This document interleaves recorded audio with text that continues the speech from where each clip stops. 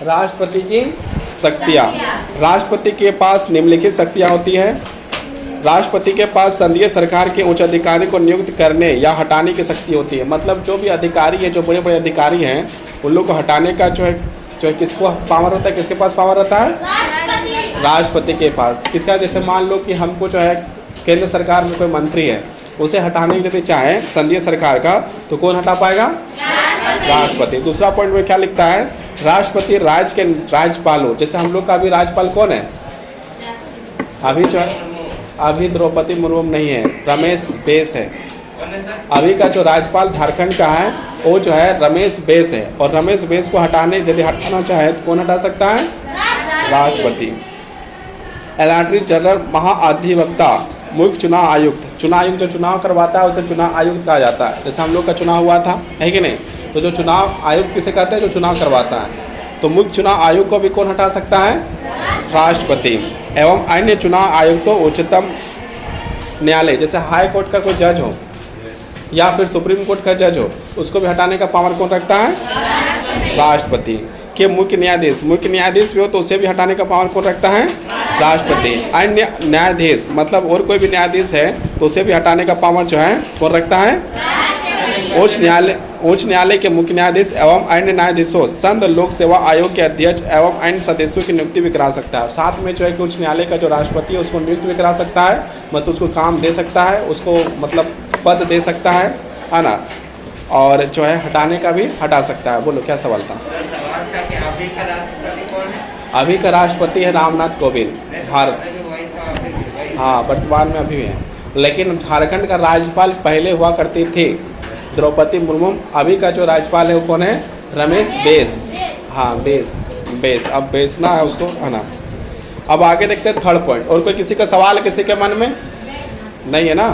तो चलो नहीं है तो आगे बढ़ते हैं। संघ शासित क्षेत्रों का प्रशासन राष्ट्रपति के नियंत्रण में होता है। ये जितने भी सरकार चल रही है और जो भी चल रहा है, ये सारे जो है सरकार के कारण से ही चल रही है, मतलब राष्ट्रपति के पावर से ही चल रही है। कोई भी काम यदि देश में हो रहा है, कोई भी कानून बन रहा है, तो क्या है? राष्ट्रपति का जो है सिग्नेचर से ही होता है। उसमें जो है राष्ट्रपति का सिग्नेचर ही होता है, तभी जाकर काम होता है, तब जाकर कानून बनता है। ये बात कल भी जो हम बताए थे, 7वीं क्लास को पता होगा। राष्ट्रपति राजदूतों क्या है? जैसे हमारे देश में जो है भारत में बहुत सारे लोग हैं, लेकिन उसमें जो है कुछ लोग को जो है राजदूत बनाया जाता है। राजदूत क्या काम करता है? तो जैसे पाकिस्तान में जो है कि एमएससी खोलेगा, तो वहाँ पर क्या है कि कोई पाकिस्तान से इंडिया आना चाहता है तो उसका जो है कि वो वीज़ा देगा। या फिर कोई राजदूत जो है कि अमेरिका में रहता है, अमेरिका से कोई भारत आना चाहता है तो उसे जो है क्या देगा? वीज़ा देने का काम करेगा। कौन करेगा? राजदूत करेगा। जैसे हम लोग राजदूत करते हैं। अलग अलग देशों में हमारा जो है कि भारत देश का राजदूत होता है, और दूसरे देशों के लोग का भी जो हमारे देश में जो है उसका राजदूत है। अमेरिका का भी राजदूत हमारे देश में है, और हमारा राजदूत कहाँ है? अमेरिका में भी है, ऑस्ट्रेलिया में भी है, जर्मनी में भी है, हॉलैंड में भी है ना? अलग अलग देशों में भी है। राष्ट्रपति राजदूतों एवं उच्चायुक्त की नियुक्ति करता है। राष्ट्रपति विदेशी राजदूतों एवं उच्च आयुक्तों के नियुक्ति पत्र स्वीकार करता है। मान लो विदेश से कोई राजदूत आया हुआ है तो उसे भी जो नियुक्ति पत्र यदि देगा तो कौन देगा? राष्ट्रपति देगा। राष्ट्रपति भारत की सेनाओं का सर्वोच्च सेनापति होता है। जैसे भारत का जो है थल सेना है, जल सेना है कि नहीं? थल सेना है, जल सेना और क्या नभ सेना है। 3 प्रकार की सेना है कि नहीं? मतलब एक जो है कि जो हवा में काम करता है, एक जो है कि हमारे ज़मीन से काम करता है, एक जो है पानी से काम करता है। 3 प्रकार की सेना है। तो इसका जो प्रमुख होता है, उसका भी जो प्रमुख होता है वो कौन है? राष्ट्रपति है। कमांडर ऑफ चीफ कर सकता है एक प्रकार से। सेना का सर्वोच्च अधिकारी जो कौन कहलाएगा? राष्ट्रपति कहलाएगा। सबसे बड़ा अधिकारी कौन कहलाएगा? राष्ट्रपति कहलाएगा। वह दूसरे देशों के युद्ध की घोषणा कर सकता है। मतलब क्या है कि यदि युद्ध का घोषणा यदि करना हो तो राष्ट्रपति घोषणा कर सकता है, तथा संधियाँ और समझौते कर सकता है। और यदि बीच में यदि रोकना हो, है ना? क्या रोकना हो? युद्ध रोकना, लड़ाई रोकना हो तो भी जो है कि रोकने का काम कर सकता है। कौन कर सकता है? राष्ट्रपति। समझ में आ रहा है ना? हाँ, तो नहीं समझ में आएगा तो किसी को सवाल होगा तो पूछना। राष्ट्रपति उच्चतम न्यायालय द्वारा दिए गए मृत्यु दंड के फैसले का रद्द कर सकता है। मान लो किसी व्यक्ति को जो है फांसी का सज़ा मिल गया और यदि राष्ट्रपति चाहे कि इसको जो है कि फांसी की सज़ा रोक दिया जाए, इसे फांसी ना होना चाहिए, तो वो जो है राष्ट्रपति कर सकता है ना? जैसे मान लो कि फांसी जो है कल सुबह किसी को फांसी होने वाला है और राष्ट्रपति को लगता है कि नहीं, इसे फांसी नहीं देना चाहिए, तो क्या होगा कि फांसी रोक सकता है, फांसी को जो है रोक सकता है। या सज़ा कम कर सकता है, या तो फांसी को रोक सकता है और उस फांसी को रोक कर जो है कि 10 साल का सज़ा है तो उसको 5 साल कर सकता है, या किसी का 10 साल सज़ा जो था दिया गया था उसको 2 साल कर सकता है। मतलब राष्ट्रपति ये कर सकता है, इतना अधिकार राष्ट्रपति के पास होता है। यदि संसद की बैठक ना चल रही हो तो राष्ट्रपति अध्यादेश जारी कर सकता है जिसे कानून के समान माना जाएगा। मान लो कि यदि संसद नहीं चल रहा है, कोरोना वायरस के समय में देखो संसद नहीं चला था, है कि नहीं, तो जब नहीं चल रहा है तो क्या करना है, यदि राष्ट्रपति को लगा कि नहीं कानून बनाना जरूरी है तो एक अध्यादेश निकालता है, राष्ट्रपति अपना एक अध्यादेश देता है और अध्यादेश को जो है कि कानून माना जाता है, उसको क्या माना जाता है, कानून माना जाता है। अब 10वां पॉइंट देखते हैं, 10वां पॉइंट में क्या बोलता है। राष्ट्रपति के पास आपातकालीन शक्तियाँ होती हैं यदि देश की सुरक्षा, युद्ध अथवा सशस्त्र विद्रोह का खतरा हो। मतलब मान लो कि भारत में किसी प्रकार का गृह युद्ध हो, भारत के अपने लोग जो है लड़ना शुरू कर दे, एक राज्य जैसे झारखंड है, बिहार है, उड़ीसा है ना, ये सारे राज्य जो आपस में लड़ना शुरू कर दे तो गृह युद्ध होने की स्थिति हो जाएगा। जब गृह युद्ध होने लगेगा तो राष्ट्रपति चाहे तो वहाँ पर जो है इमरजेंसी लगा सकता है, आपातकालीन शक्तियाँ का प्रयोग कर सकता है। ये शक्तियाँ जो है राष्ट्रपति ही कर सकता है ना। तो राष्ट्रपति पूरे देश के लिए आपातकाल की घोषणा कर सकता है। हम लोग का जो है 1975 में भी जो एक बार इमरजेंसी लगा था, याद होगा, इंदिरा गांधी के समय में। उसी प्रकार जो है कि यदि घोषणा करना चाहे, यदि लगे राष्ट्रपति को नहीं अभी जो है कि ज़रूरी हो गया, आपातकाल लगाना जरूरी हो गया है, तो जो है कि उसको लगा सकता है ना। उसका अधिकार जो है राष्ट्रपति को मिला हुआ है।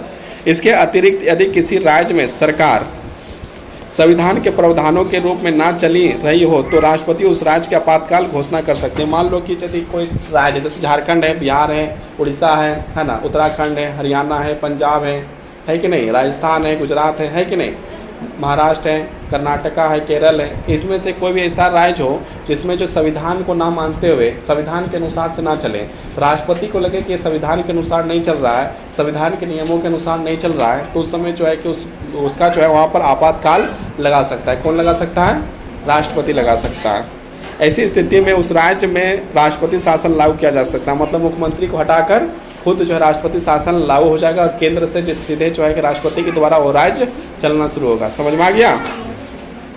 इसमें विधानसभा निलंबित हो जाती है। मतलब विधानसभा होती है, राज्य में क्या होता है, विधानसभा, और देश में क्या होता है, लोकसभा और राज्यसभा, है कि नहीं। तो विधानसभा को भंग किया जा सकता है। कौन कर सकता है भंग, हाँ, राष्ट्रपति वित्तीय स्वामित्व के खतरे के समय वित्तीय आपातकाल की घोषणा कर सकता है। मान लो कि देश को किसी प्रकार का जो एक पैसों की कमी हो जाए या बहुत गरीबी में देश जा रहा है तो उस समय जो वित्तीय आपातकाल जो है लगा सकता है ना। वित्तीय मतलब धन के बल में। राष्ट्रपति इन शक्तियों का प्रयोग प्रधानमंत्री तथा मंत्री परिषद की सहायता या सलाह से कर सकता है। मतलब इतना जो अभी हम लोग पढ़े, जितना पढ़े 10 पॉइंट पढ़े, इसमें से जो भी शक्ति का यूज यदि राष्ट्रपति करना चाहता है तो सारा जो है किसके परामर्श से मिलकर करेगा, प्रधानमंत्री के बात मानकर या तो मंत्री परिषद का बात मानकर कर सकता है। कौन कर सकता है, राष्ट्रपति। समझ में आ गया। अब आगे हम लोग बढ़ते हैं। प्रधानमंत्री तथा मंत्री परिषद, राष्ट्रपति के बारे में पढ़ें। अब जो प्रधानमंत्री क्या करता है, उसका काम क्या है, वो क्या क्या कर सकता है और कैसे कोई प्रधानमंत्री बन सकता है, इसके बारे में हम लोग यहाँ पर चर्चा करेंगे।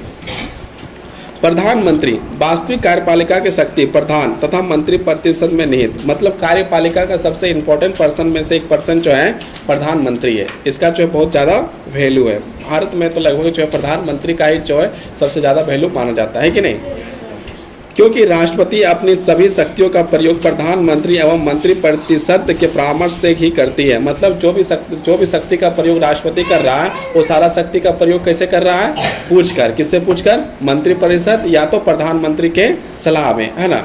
मतलब यदि प्रधानमंत्री सलाह दिया है तब जाकर राष्ट्रपति उसमें सिग्नेचर करेगा, उसमें जाकर काम करेगा। लेकिन यदि सलाह नहीं देगा तो फिर राष्ट्रपति अपने से काम नहीं करेगा। ये भी बात याद रखने वाली चीज़ें हैं, इसको याद रखना।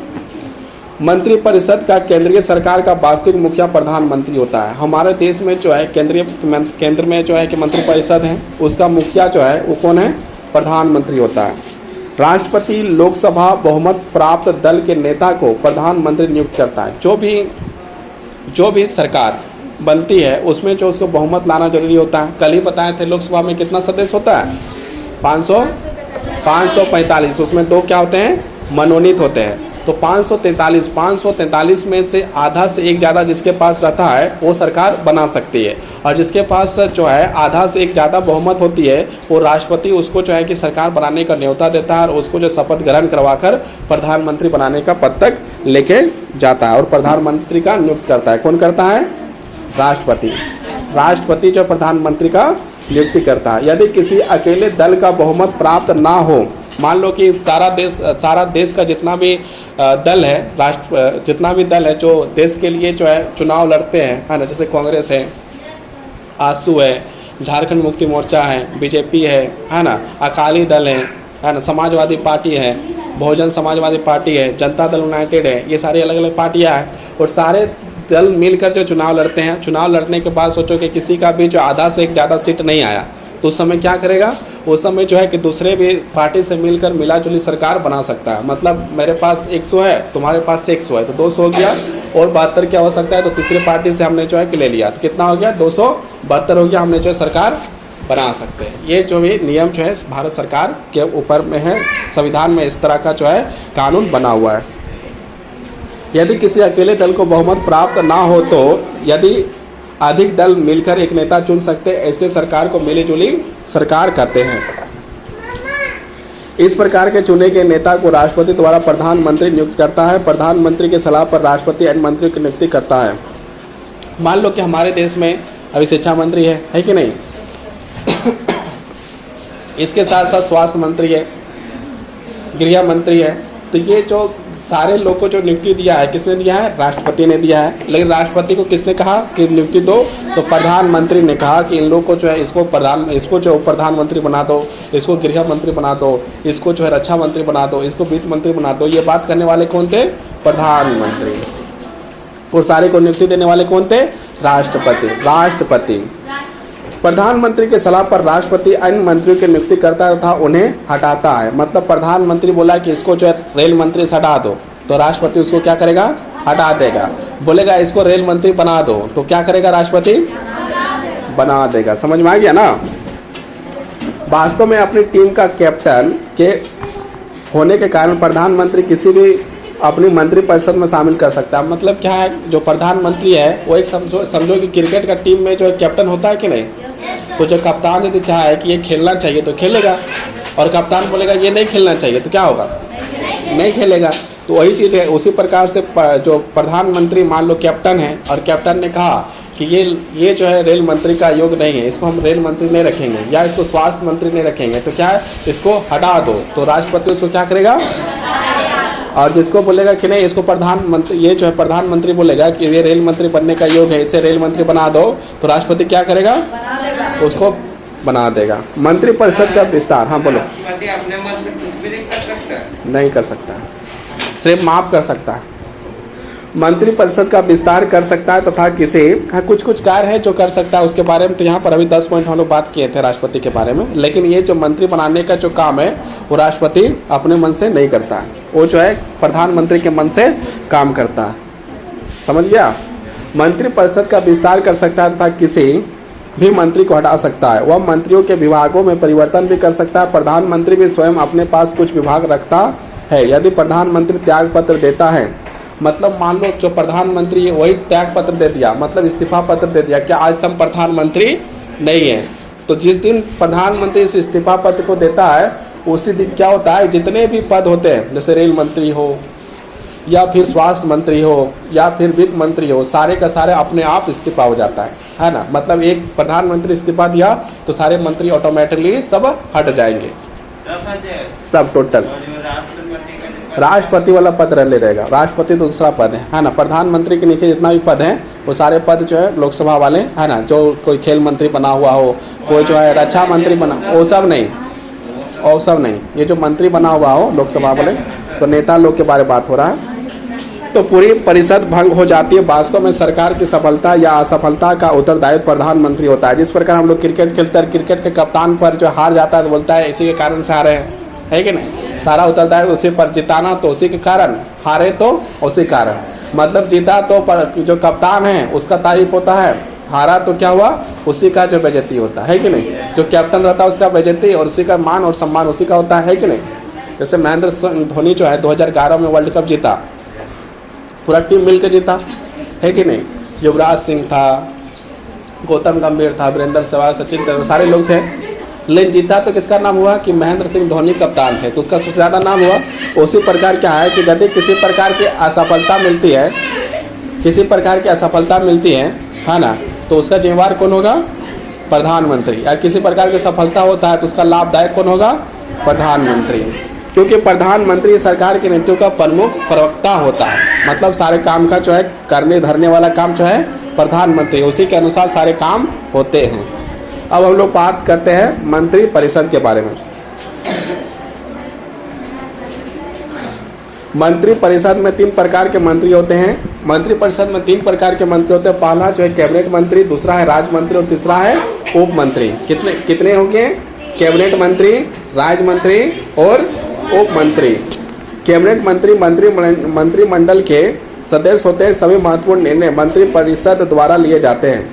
मंत्रिमंडल के निर्णय अन्य सभी मंत्रियों के लिए भी मान्य होते हैं। मतलब जो मंत्रिमंडल जो निर्णय लेता है वो अन्य मंत्री भी उस निर्णय को मानता है ना। प्रत्येक मंत्री को राज्यसभा अथवा लोकसभा का सदस्य होना चाहिए। मतलब जो भी मंत्री बनेगा या तो लोकसभा का सदस्य होगा या तो राज्यसभा का सदस्य होगा, और यदि नहीं होगा तो नहीं बनेगा।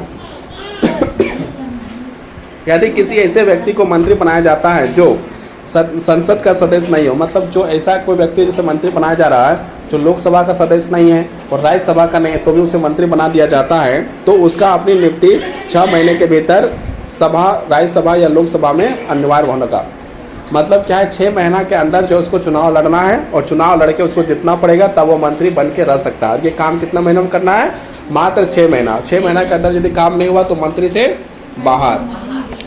समझ में आया।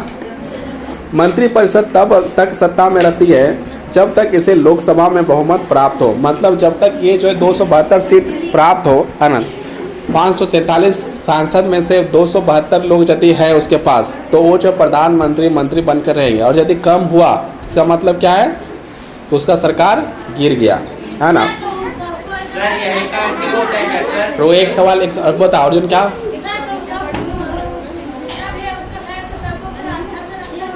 हाँ बहुत अच्छा से रखेगा, क्योंकि उसी के समर्थन से तो सरकार चल रही है। यदि वो हट गया तो सरकार गिर जाएगी। तुम बताओ सर। तो जब वोट काउंटिंग होता है तो वही जो वोट देते हैं कितना होता है उसको? हाँ देखो, वोट जब काउंटिंग होता है ना, चुनाव आयुक्त तो जब करवाता है वोट काउंटिंग करवाता है, गणता है, उस समय देखता है किस पार्टी को कितना वोट मिला और कितना सांसद जीता।